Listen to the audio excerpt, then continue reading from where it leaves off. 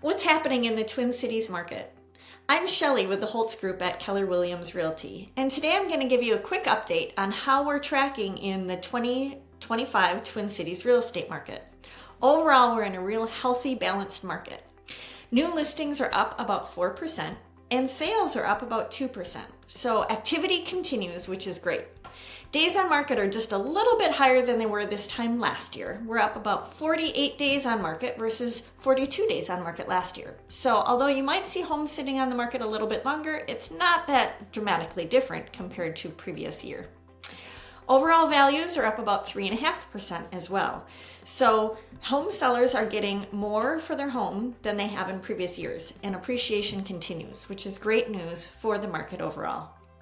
Now, when you come to negotiating, a lot of times we get asked, how much should we expect to negotiate or get for our property? And right now we're seeing buyers and sellers negotiating right around 99% of the asking price. So this means if you price it right, you should sell quickly.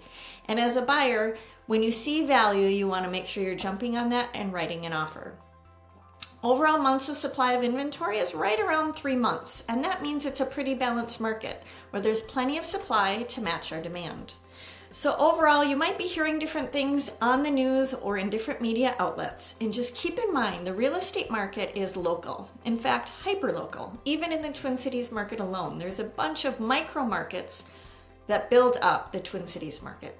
So it's hard to pay attention to the news or the headlines out there because what's happening in another area of the country or even within our state may not apply to your home or your neighborhood. So if you have a question on what's happening in your market for your home, reach out. We would be honored to give you a second opinion on how the market is performing in your neighborhood for your home, so any decisions you make are informed decisions and choices.